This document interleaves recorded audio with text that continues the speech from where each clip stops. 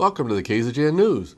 Today we'll bring you news about a federal court ruling against Obama's executive order on immigration reform, California's plans for illegals, the City Measure L Committee, news from Ridgecrest Regional Hospital, today's KZGN Talking Points editorial, weather, sports, and much more. From the Rademacher Hills to Bee Mountain and the mighty Sierras, Ridgecrest to Inyokern and China Lake, this is your news for the Indian Wells Valley with the KZGN News Crew.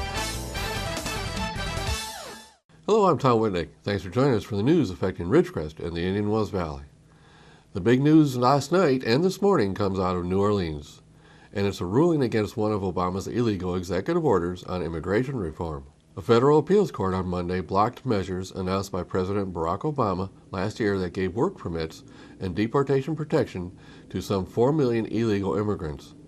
Obama issued executive decrees in November of 2014 allowing people who illegally immigrated to the United States but whose children are legal residents to remain in the country while their legal status is resolved and be allowed to work. What hurt the president is that he did this order after declaring numerous times previously that even he thought he didn't have the authority to do it. The measure affects more than 4 million people who would otherwise risk deportation. Obama's measure, however, were quickly challenged by conservative governors of 26 U.S. states.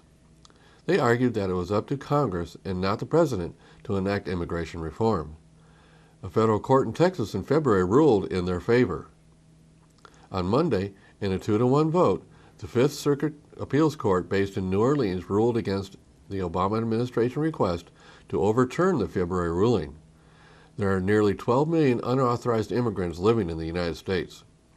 Republicans and Democrats agree that sweeping immigration reform is long overdue, but bitterly disagree on how to do it. The Obama administration insists that the president has the authority to issue such immigration decrees. Now they must take their case to the U.S. Supreme Court. If they did take it to the Supreme Court, it's unlikely a ruling would be issued before Obama leaves office in January of 2017. Monday's ruling asserts that the separation of powers remain the law of the land. The president must follow the rule of the law just like everybody else, said Texas Attorney General Ken Paxton. His state is a plaintiff in the lawsuit. Paxton said that the Obama administration had aggressively disregarded the constitutional limits on executive power. Democratic Senator Bob Menendez, who supports immigration reform, said that the ruling was disappointing but not surprising. He said, however, that now the path was open for the Supreme Court to have a final say on the measures. What Obama should be challenged on is why didn't he do something about changing the laws in his first term, when Democrats controlled Congress and the presidency. They could have done whatever they wanted to, but failed to do so. Hispanics should note that they did nothing when they could have. And now it'll become another campaign issue for the next elections. Here's what California is planning for illegal immigrants. Half of Californians in the country illegally would be eligible for the state's health care program for the poor if it were expanded under a proposal by California legislators. Some California politicians are pushing to open up the $91 billion Medi-Cal program to people here illegally. Illegal immigrants are not allowed to sign up for insurance under Obamacare. An analysis released Monday by the Public Policy Institute of California quantified just how much of a dent in the state's uninsured population such a policy change could make. The study found that of the estimated 2.6 million illegal immigrants in California, 51% would qualify for Medi-Cal. To sign up for Medi-Cal, a single person or couple must have an annual income of less than $22,000 per year. The report also found that nearly 500,000 people would be eligible for Medi-Cal in Los Angeles County alone. Over the last year, California politicians have taken steps to offer coverage to people who immigrated here illegally. Last month, Governor Jerry Brown signed a law that for the first time provides health care to children in the country illegally, making California the largest state to do so. In addition, the number of counties that have committed to giving low-cost, government-run medical care to such residents jumped from 11 to 48 counties this year. Now only 10 counties provide nothing. State Senator Ricardo Laura is continuing to push for legislation that would allow all illegal immigrants to sign up for Medi-Cal and those with higher incomes to buy insurance through the state's Obamacare exchange. Yesterday, the City Measure L Committee met. They welcomed new member Jackie Walters. She's an NOC-WD employee. She joins current members Ted Rebolton, Andy Anderson, and Milo Milam, who was absent from the meeting. There is still one opening on the committee resulting by Robert Gould's resignation. City Manager Spears says that position would be filled at the next council meeting. If anyone still is interested in applying for the position, there is still time to do so. You have to be a resident of the city and turn in an application. The committee discussed content of their interim report they are planning on putting out. The committee listened to Chief Strand's offer to provide impact statements of what Measure L means to the police department. They can and should include the road projects that were done in the report as well. Measure L, which is the city sales tax, brings in about $2.6 million per year. Currently, those funds are split between road repairs and the police department. This committee is our eyes on the council to let people know how these funds are being spent. The council in the office at the time of passage committed the funds would go towards roads and public safety. So the committee was established to watch for us to make sure that is how the funds are spent. Now stay with us for news out of Ridgecrest Regional Hospital when we come back.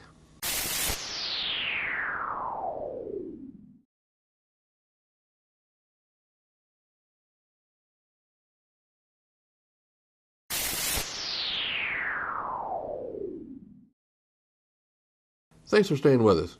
Now we get this report from Ridgecrest Regional Hospital. Have your say. Your input is valuable. To understand the healthcare needs and concerns in our community, Ridgecrest Regional Hospital conducts a Community Health Needs Assessment every 3 years. As part of the assessment, we survey community residents to better understand their health concerns and services in the community. The information from the survey, along with public health data and community health experts' input, will enable the hospital and its board of directors to develop short-term and long-term plans to improve and introduce health services for the community. The survey is conducted by an independent organization, so we want to assure you that your answers are kept anonymous. They do not require your name or any other personal information by which you can be identified. They will combine your answers with other answers and will not use names or other identifying information in any reports or presentations. You can take the survey online, or if you want to mail in a survey, you can do that. If you do not receive a mail-in survey and are interested in completing a hard copy survey, you can obtain a copy from Ridgecrest Regional Hospital. Just go into the main building at the check-in desk and get one. Please provide inputs by the end of December. In news from SeaWorld in San Diego, they announced yesterday that it planned to phase out its San Diego killer whale performance next year. This display has been a central point of criticism by animal rights supporters of how the animals are treated. The company, which also had parks in Orlando, Florida, and San Antonio, Texas, said in a company document posted on Monday that it would replace its theatrical Samu show in San Diego with an informative experience that has a conservation message inspiring people to act. The announcement does not affect shows with orcas at the parks in Texas and Florida, said Fred Jacobs, a company spokesman. SeaWorld has been under heavy scrutiny since Backfish, a documentary that criticized the park's treatment of orcas, and it was released in 2013. Attendance has been dropping since then. The pressure to stop using the orcas as performers has been particularly intense in California. On Friday, Representative Adam Schiff, Democrat of California, said he would introduce a bill in Congress that would prohibit the breeding, wild capture, and import or export of the whales. In October, the California Coastal Commission banned the breeding of killer whales in captivity, a decision SeaWorld said was an overreach of the agency's authority. The commission attached the ban to its approval of its proposed expansion of SeaWorld's whale habitat in San Diego. In a presentation to investors, Joel Manby, SeaWorld's president and chief executive officer, said the decision to end the performances was not based on public criticism, as activists aren't going to be pleased with anything we do.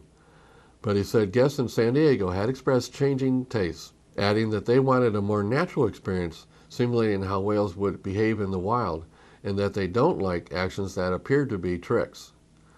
We didn't do anything in San Diego because of the activists, Mr. Manby said. We did it because we're hearing it from our guests. In a statement, Jared Goodman, the director of animal law for People for the Ethical Treatment of Animals, said the end of SeaWorld's tawdry circus-style shows is inevitable and necessary, but he called on the company to build SeaWorld sanctuaries and stop breeding orcas. Now it's time for the 93rd KZGN News Talking Points editorial.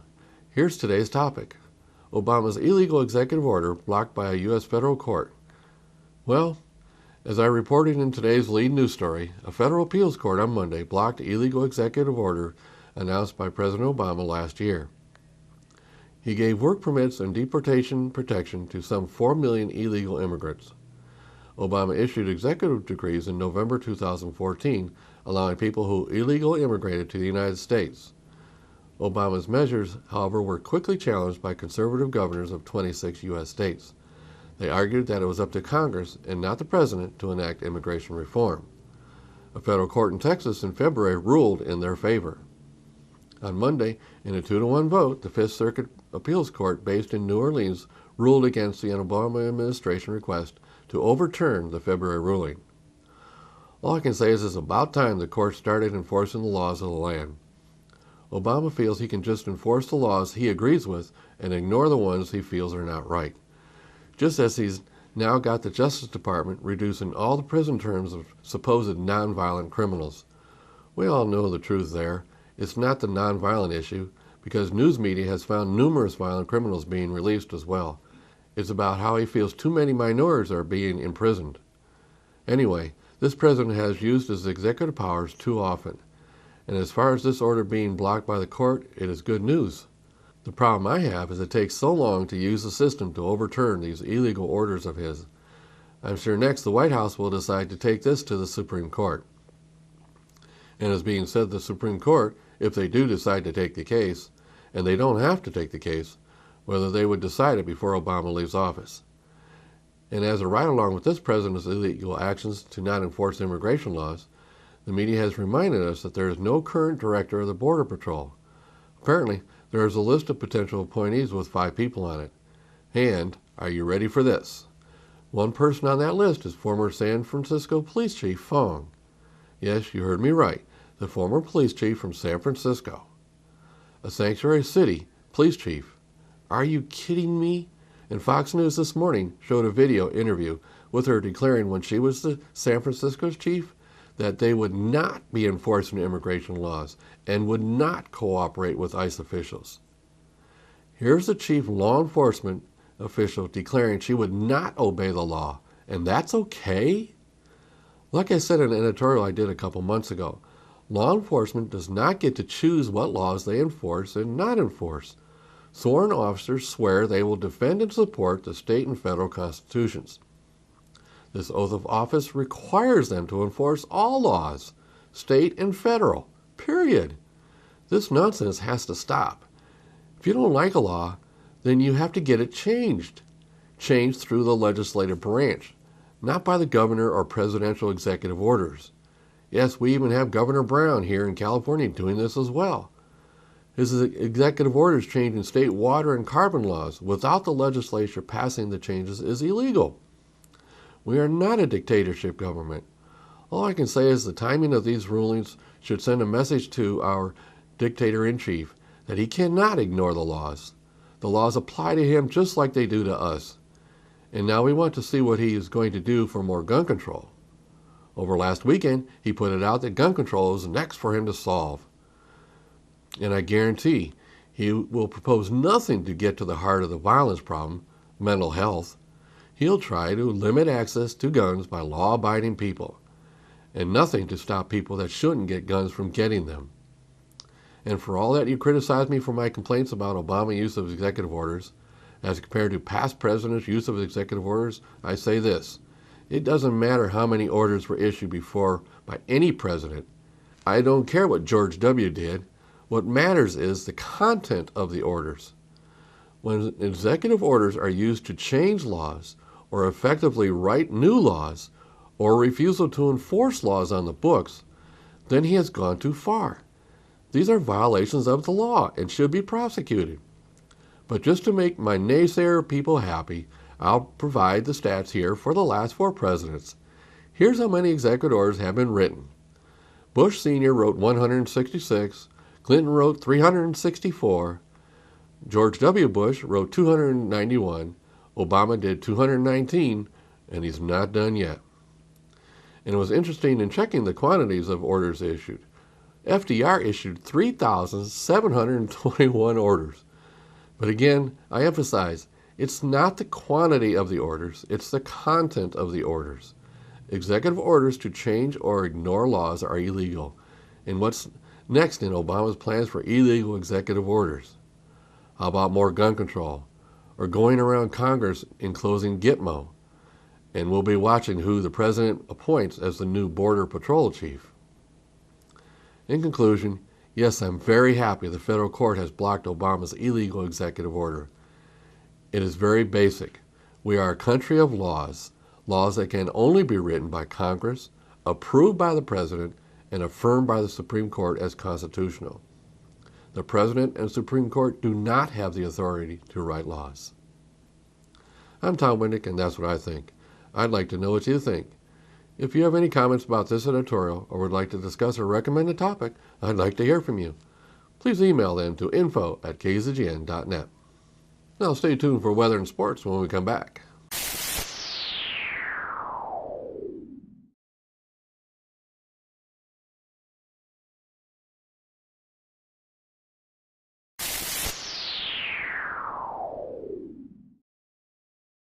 Thanks for staying with us. Let's go to Lane for the weather. Thank you, Tom. From the National Weather Service, heavy snow, rain, and strong wind will impact the Rockies and central and southern plains today. Blizzard conditions are possible in parts of Colorado, Nebraska, and Kansas. This system has the potential to lead to a severe weather outbreak in the Mississippi Valley on Wednesday. Temperatures across the nation. Carolinas is 73, Georgia is 61, Arkansas is 69, Northern Texas at 61, Arizona is 65, and Los Angeles at 62. For us locally, tonight mostly clear with a low around 34, southwest wind 5 to 10 miles per hour. And for Veterans Day, sunny with a high near 60, southwest wind 5 miles per hour. For that night, mostly clear with a low around 35, west-southwest wind 5 miles per hour. Thursday, sunny with a high near 65, southwest wind 5 miles per hour. Thursday night, mostly clear with a low around 39, north-northwest wind 10 miles per hour. Friday, sunny with a high near 66, northwest wind 5 miles per hour. Friday night, mostly clear with a low around 39, east wind 5 to 10 miles per hour. And Saturday, sunny with a high near 68, northwest wind 5 miles per hour. And that is your forecast for the IWV. Now back to Tom. Thanks, Lane. And now here's Tom Heck with sports. And a very pleasant Tuesday evening to everyone. Let's start with a Burroughs High School football note. Burroughs, the number 3 team from the Mojave River League, will take on the number 1 team from the Desert Sky League, Barstow High School. That'll be on Friday night at Barstow. It's a rematch now. The two teams played about 5 weeks ago, with Burroughs winning that game 31-28. Barstow 9 wins and 1 loss. Burroughs 4 wins and 6 losses. But the Burroughs play in a much tougher league than Barstow does. It's going to be a great game. The Barstow ground attack against the Burroughs air attack. We'll see what happens. That's Friday night over at Barstow. You can tune in to 12:40 a.m. KLOA and catch the football game live on Friday night. Okay, from the NBA last night, the Clippers beat the Grizzlies. Kind of a weird ending, 94-92. Both teams with opportunities to put each other away couldn't do it. Grizzlies missed a free throw by Pascal Gasol with about 2 seconds ago that would have tied the game. The Clippers now are 7 wins and 2 losses. The Grizzlies now have lost 4 games in a row. Golden State beat Detroit last night. Boy, Golden State just very good. The Spurs over the Kings. Denver beats the Blazers. Minnesota beats Atlanta. The Timberwolves are a lot better this year. And Indiana over Orlando. Monday Night Football, Chicago over San Diego, 21-19. Now that is 4 losses in a row for the San Diego Chargers. They have a bye week next week. Fortunately, they are 2 wins and 7 losses. They're going to have a long fight to get to the playoffs this year. All right, in the AP coaches poll, Clemson 9-0, Ohio State 9-0, the top 2 teams in the land. Alabama 8-1, Baylor 9-0, Oklahoma State 9-0, Notre Dame 8-1, Stanford 8-1. At number 8 comes Iowa. Boy, the Hawkeyes are 9-0, first time they've had that kind of start since 2008. LSU 7-1, and Utah 8-1. The only loss for Utah was by USC. Boy, UCLA and both USC played well this past weekend, getting some big wins. All right, in the annual junior high postseason volleyball tournament at Saracosa this past weekend, the 7th grade championship for the girls went to Murray Middle School. In the 8th grade division, it was St. Anne's School. And in the mixed division, it was the charter school winning the event. And if you're interested in the turkey trot at Thanksgiving time, you can get a hold of the athletic director over at Murray Middle School, Anthony Barnes. He will talk to you about that. It is on Thanksgiving morning. They do it pretty early before everybody eats. Only $5 suggested donation. Give more if you want to. Don't have to pay anything if you don't want to either. It's a walk and a run type event. A lot of fun. And it's on Thanksgiving Day. Call Anthony Barnes over at Murray Middle School for more information. That's your sports for this Tuesday afternoon. I'm Tom Heck for KZGN. So that's some news for today. All of us at KZGN-TV know you have a choice in what you watch for the news. We all thank you for choosing KZGN-TV, Ridgecrest's only locally owned community TV station. Stay tuned for Ridgecrest Talk coming up next.